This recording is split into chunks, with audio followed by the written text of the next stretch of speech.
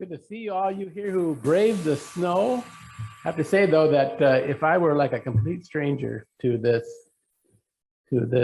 country, that if I would have driven in and seen the parking lot here and the way the cars are parked, I would know that this is a Unitarian Universalist congregation. So anyway, it's good to see you all here today. So good morning. I want to extend a warm welcome to you today. Everyone is welcome here. You are welcome here regardless of your age, your race, or the gender with which you identify. You are welcome here regardless of your income, your educational level, your religion, or your position in society. You are welcome here regardless of who you love or who you vote for. You are welcome here regardless of the secrets that burden you or the mistakes you have made. No matter what, you are welcome here. In this community, we support each other in the sacred task of becoming, celebrate the transcending mystery of life, and rely on the transforming power of love. We are here to help each other along the spiritual pathways that lead towards happiness, compassion, and life fully lived. We are here to minister to all people and our planet. We're here to stand on the side of love in all things. Our buff theme of the month is introducing the proposed 8th UU principle. I call the 8th principle the woke principle. It is the acknowledgement that within our society there are deeply entrenched systemic injustices and inequalities, and that it is incumbent upon us UUs to work to create a just and inclusive society. At some time in the near future, we will be voting to adopt the 8th principle as a congregation. Lisa Fuller will be speaking for adoption a bit later in the service. Others in the congregation will be speaking both for and against adoption in upcoming services. It's also Black History Month, so we acknowledge that our country has a tragic history with race, and that part of our buff mission is to heal the wounds that racism has left on our society. After the service, Harvey Johnson has some fair trade chocolate treats to celebrate Christmas Day, or Valentine's Day, rather. It seems like Christmas, doesn't it? And there are lots and lots of treats made by different people out there. And there are Girl Scout cookies for sale at the end of the long table in the dining area. Is there anybody named Caroline in the congregation? Oh, you?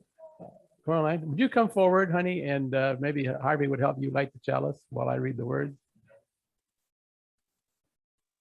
And there's a long match laying in the tray.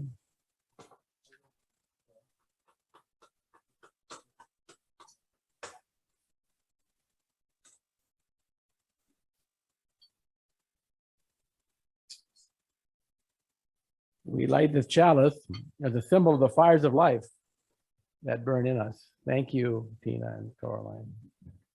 Are there others?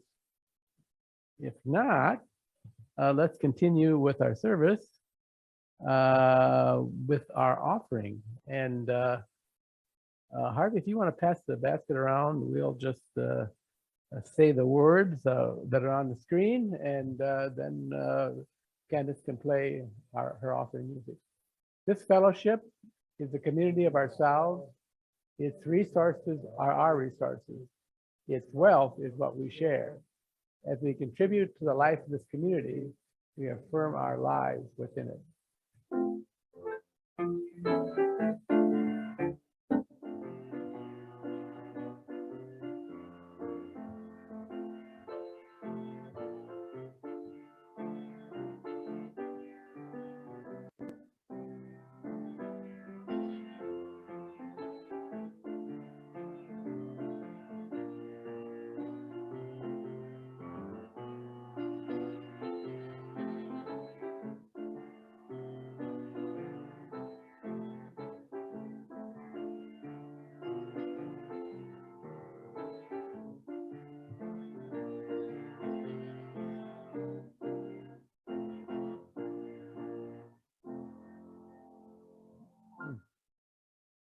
Thank you, Candace. And now, our story for all ages.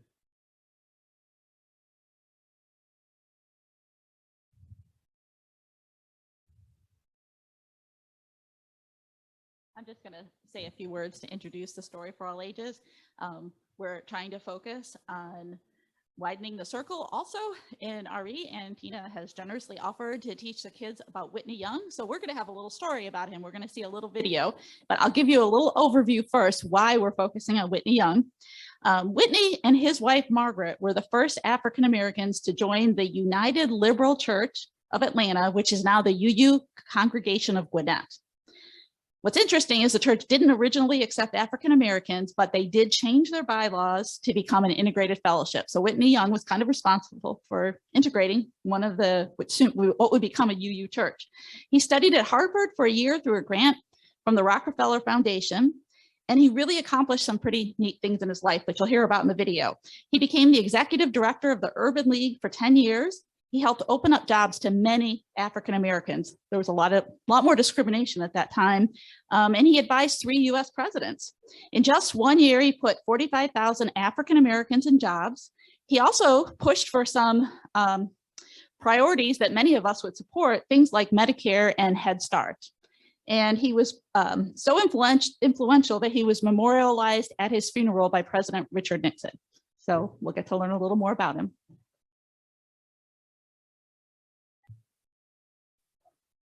Today's Moments That Matter, Shirlene is looking into similarities between events that are happening right now and the civil rights movement.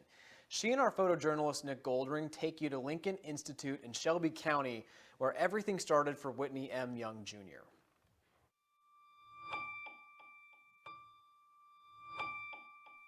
It's a story that needs to be told.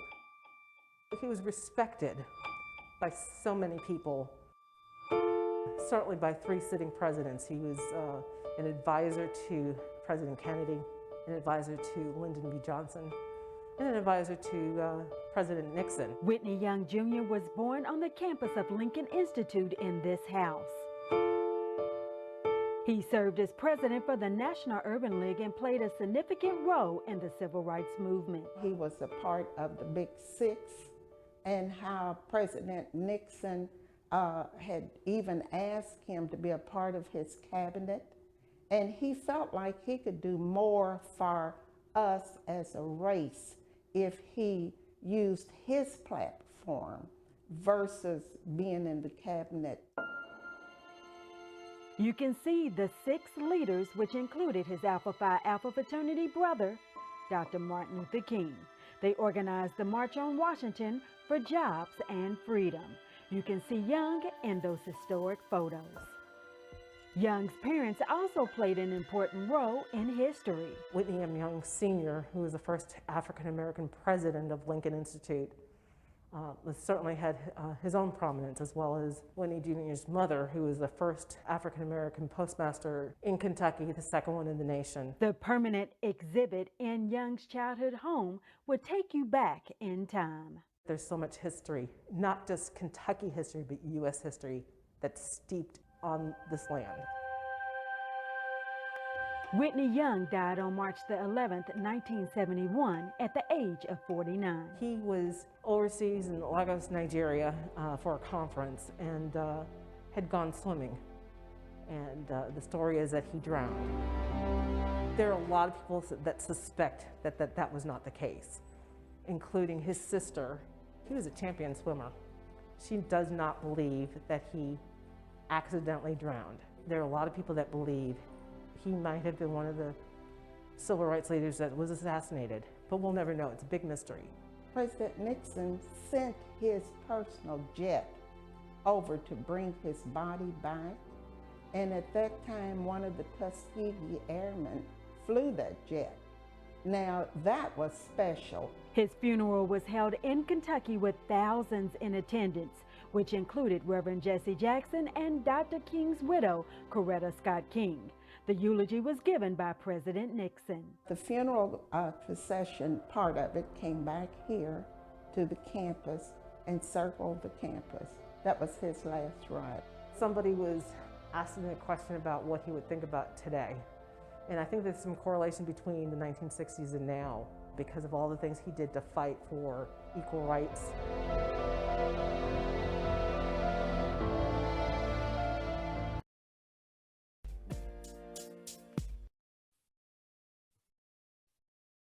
Thank you for that. Something I did not, a person I did not know. Whitney Young. And now it's time to sing the young ones to class. And peace, go now in peace. May the Spirit Around you. everywhere, everywhere you may go. Okay, thank you. Oh, I'm so glad the young people, so many young people made it today.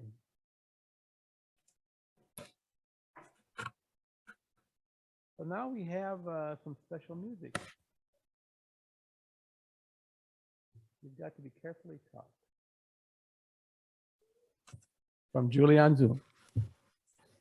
You've got to be taught to hate and fear. You've got to be taught from year to year. It's got to be drummed in your dear little ear. You've got to be carefully taught. You've got to be taught to be afraid. People whose eyes are oddly made, and people whose skin is a different shade. You've got to be carefully taught. You've got to be taught before it's too late, before you are 6 or 7 or 8, to hate all the people your relatives hate.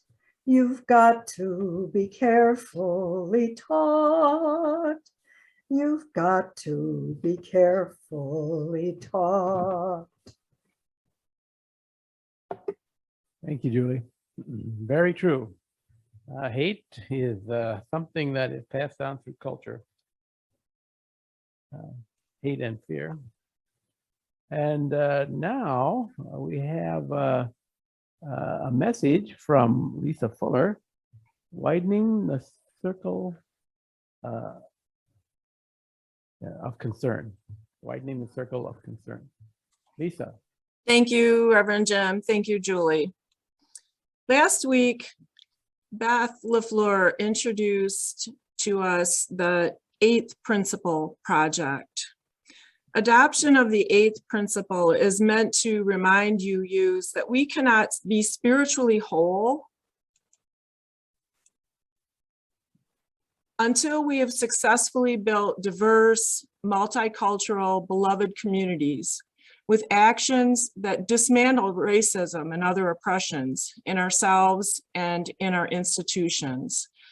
As Jim mentioned, Buff leadership has heard over the past week some pros and cons for adopting the 8th principle and adding it to the current 7 UU principles.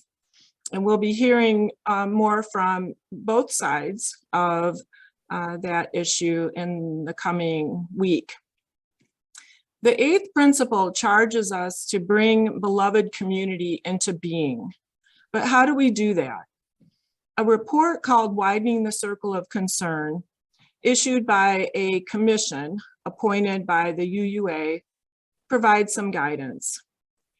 Because many UU congregations are having this conversation, particularly this month, I referenced Reverend Natalie Fenimore's February 6th sermon from the UU congregation of Shelter Rock as a starting point for my message today. I also generally like to start my messages by reflecting on Buff's mission, which is to be a welcoming, caring, religious community dedicated to diversity of thought, social and environmental justice, and peace for all.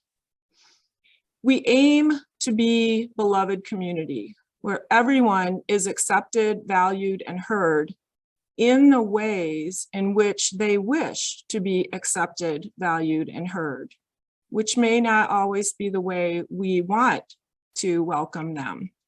And this is not easy. Neither Buff, nor the UUA, nor our Berrien County communities have ever known beloved community, communities in which everyone is cared for, where there is an absence of poverty, hunger, hate, The Reverend Dr. Martin Luther King Jr. popularized the term beloved community during his lifetime of activism, and it was fueled by his faith that such a community is, in fact, possible. So the 8th principle charges us to bring beloved community into being, and the report, called Widening the Circle of Concern, can help us. In March 2017, the Unitarian Universalist Association had a breakdown following an unfair hiring decision. The breakdown led to resignations never before experienced in the association, including the resignation of Reverend Peter Morales, the UUA president, and Harlan Limpert, the UUA chief operating officer.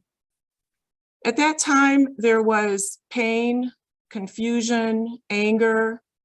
It was very emotional for many, many people who were paying attention to these events. There was a sense of rudderlessness, of shakenness, and there were feelings of fakery that UUs were saying one thing, but doing another in real life. So following the resignation of Reverend Morales, 3 individuals were appointed to co-lead the association, the Unitarian Universalist Association, from April 2017 until June 2017, when UUs would assemble, as they do every June, at the annual General Assembly to vote in the next UUA president. And that year, the election went to Susan Fredericks Gray, the UUA's first ever woman president. But before General Assembly, during their short term of leadership, the co-presidents appointed a commission. The Commission on Institutional Change was meant to give a deep dive into the breakdown that had happened in the Unitarian Universalist Association. For 3 years, from 2017 until 2020, the commission examined the UUA power structure, analyzed it for systemic racism and white supremacy culture, with a goal of aligning the way that the UUA worked with the principles of Unitarian Universalism. The commission heard from UUs of color who described feelings of marginalization, sadness, confusion, feeling not full members of their Unitarian Universalist congregation due to their race, their gender identity, or their gender nonconformance. So how can the UUA and subsequently its congregations become this welcoming, anti-racist, anti-oppressive, multicultural, multi-generational, creative community that we dearly want to become?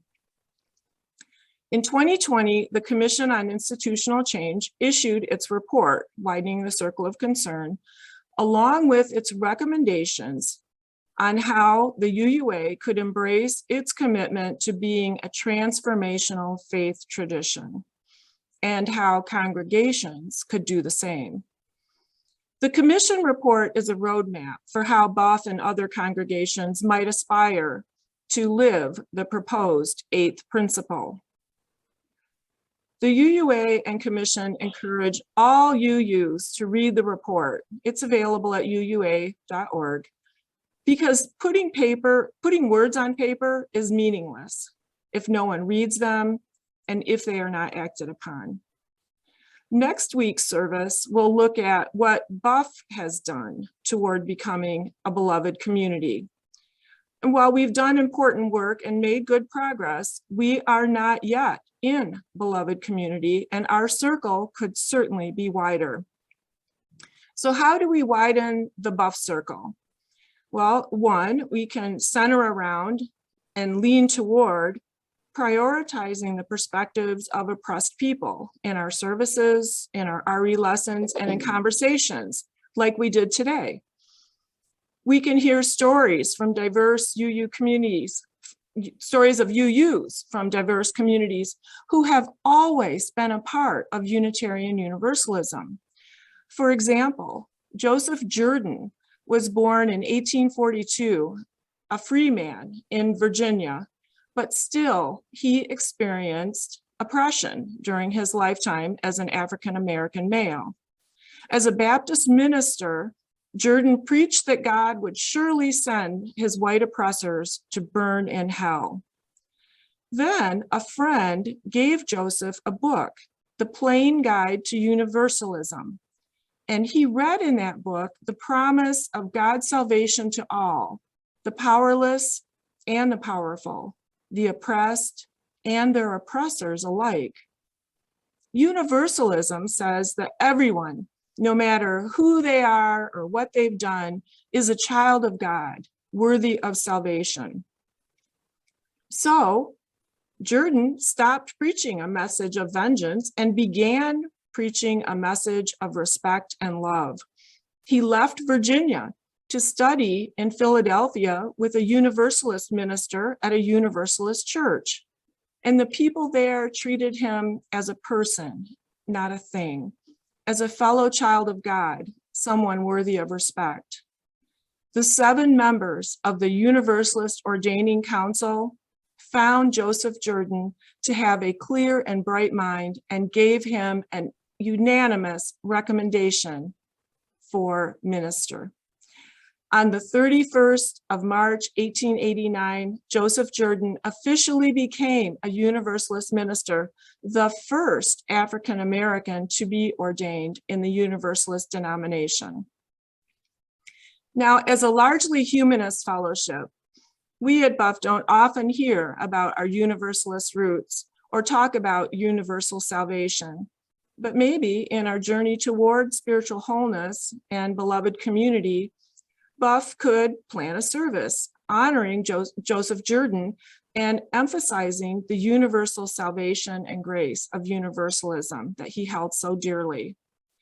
And if you want to learn more about our expansive UU family, I direct you to the online Dictionary of UU Biographies, which is a beautifully curated collection of biographies of amazing UUs in history.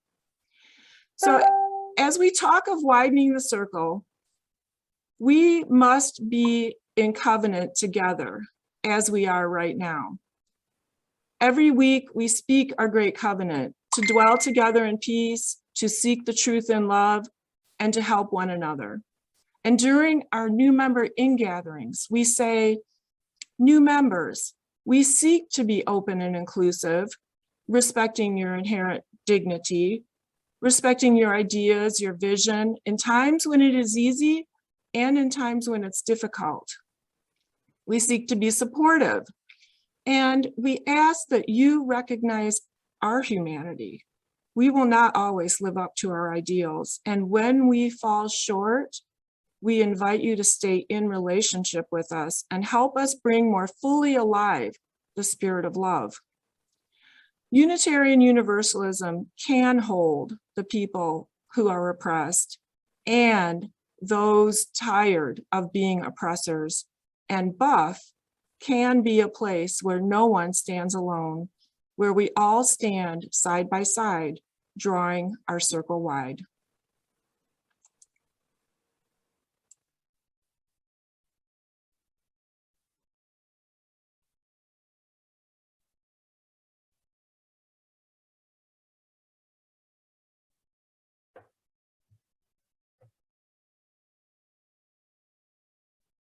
Thank you.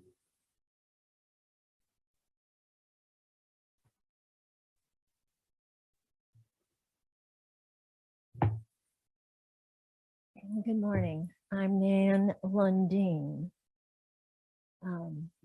Coincidentally, I wrote this poem in 2017, which is a year that Lisa was just speaking about. It's rather disconcerting how little things have changed since then. The title of the poem is Mary. After Pieta, circa 1498 to 1500, marble by Michelangelo, which you see on your screen.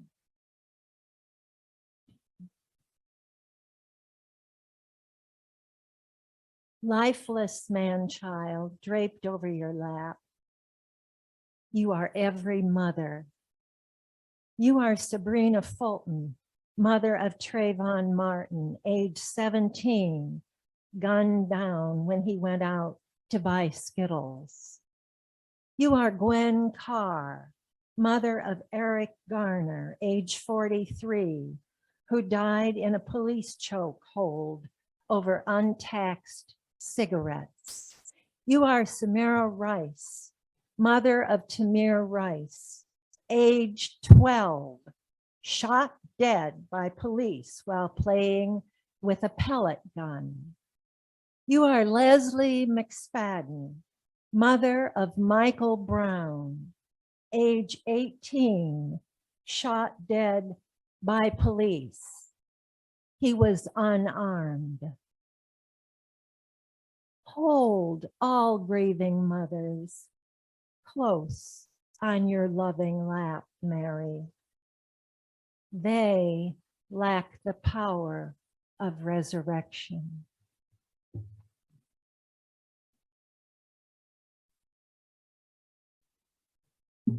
Thank you, Nan.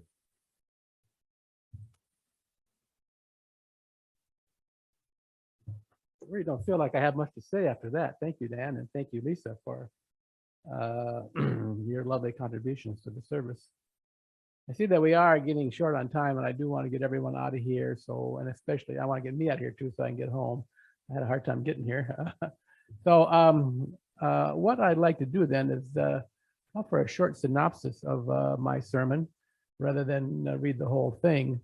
When Nan suggested the reading her poem, I was very taken by that. I'm very taken by the Virgin Mary at a dark time in my life, a very dark time in my life. I strangely happened upon a little statue of the Virgin Mary that I was deeply attracted to. And so I bought it for $8 from the nuns at Tipton at their nunnery there. And it still sits in my personal shrine, along with several other statuettes and renditions of Mary, the Mother of God. Now, I'm not a Catholic, and I'm not a theist either. I'm a humanist, but still, there's something valuable, I think, in the Virgin Mary, or Mary, the Mother of God. I also have a very small statuette of the Pieta that I keep on my personal shrine. Also, it's a very powerful message for me. So here's the basic idea that I was going to present today. The idea is that the symbolic world that we create, the culture world that we create, has no energy of its own. We are energized by our instincts, the instinctive world, the organic world of the body. That is where energy comes from to activate, to be a self, to be an authentic self. One needs to hearken to that energy that comes. Well, the energy bundle that we all inherit has several strands in it. And one of the most powerful strands in the energy bundle that we inherit is the protective mother.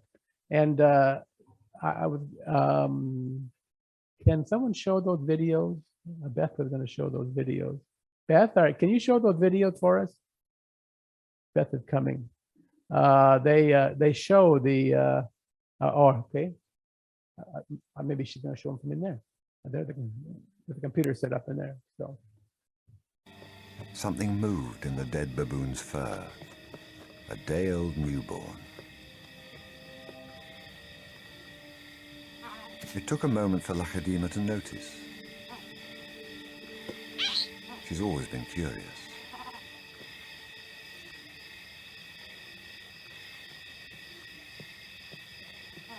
But instead of a swift bite to the neck, Lachadima stopped, then lay down with the baboon. She didn't know how to react.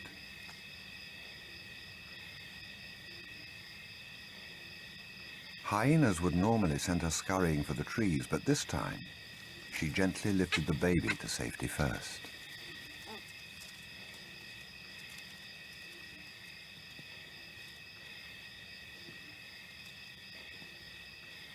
Only then did she return to confront the hyena. It was an aggressive defense, protecting the baby, not defending her kill.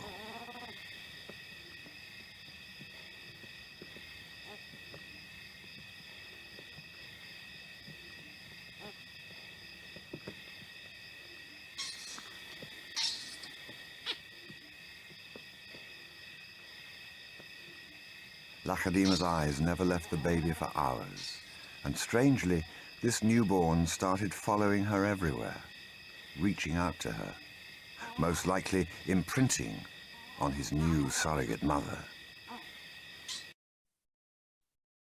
Okay, now one of the things that you may have noticed about that video is Harvey saying, "What the heck does that have to do with the eighth principle?" But we're going there, Harvey. Okay.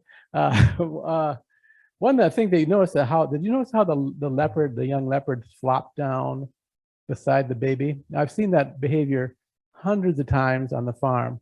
That's what cats, dogs, and pigs do when they invite their offspring to suckle. But now this is a young leopard who was not lactated and apparently had never had any cubs of her own. So yet that strong instinct to be a mother, to be the protected mother, was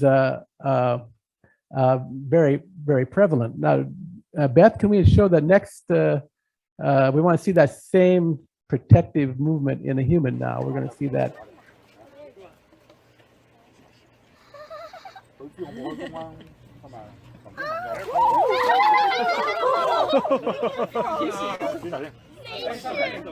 He's like, I'm bigger than you. Oh my God. No, no, no. Oh! Oh my God! Oh my God!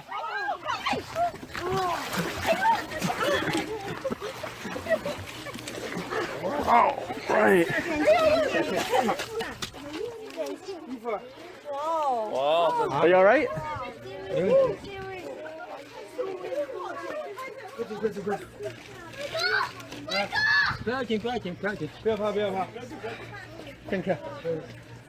Are you all right? You're not injured? You're good? Okay. Okay, how many of you have seen that particular video before? Yeah, a few of us have. There, we also observe the protective mother instinct being manifest this time in a man. It's in all of us. And what's important about that video is that gentleman that jumped in after the little girl didn't say, "Oh, gee, I should write a list of pros and cons," into thinking, well, should I do it? Should I not do it? None of that came in. The symbolic world was completely wiped out, and the instinctual world cut in, and he jumped in after the little girl. So very powerful. So I guess what I'm saying is that we need to get our protective mother on. We need to get our Virgin Mary on if we're going to create a more inclusive, a more expanded circle.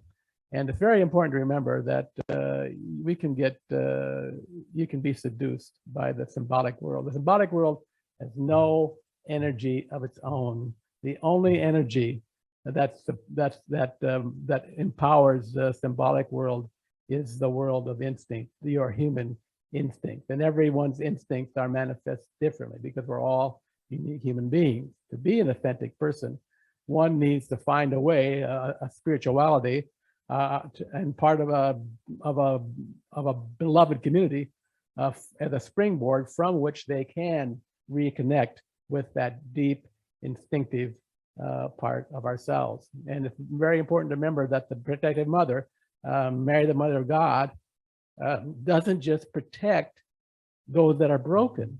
It protects those that break too. So everyone's covered. So that was a quick synopsis of my sermon. And I see we still have a minute left to finish.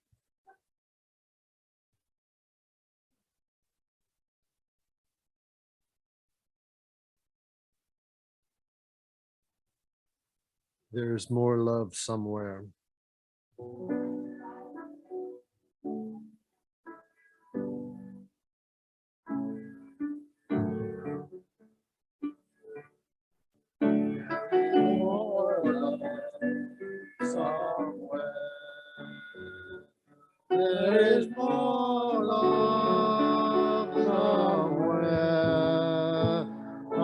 gonna keep on till I find it.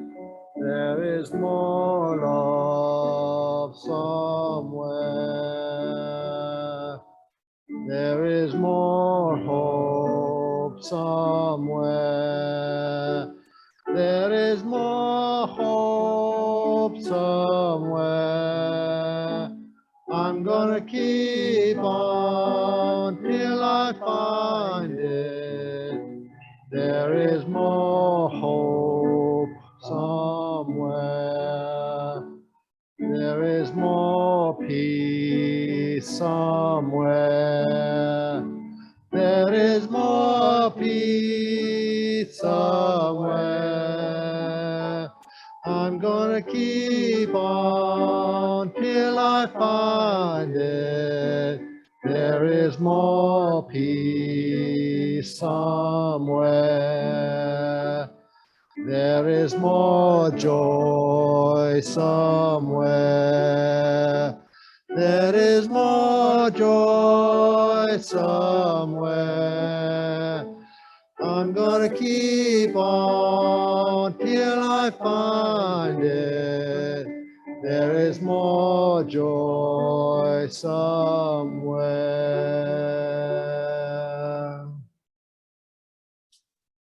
Amen. And now, if Harvey, since he's up, would come and blow the candle out, I would appreciate that. The chalice, yes. And we blow this chalice out as we finish the flame, but the spark remains a light within us. And now for our benediction.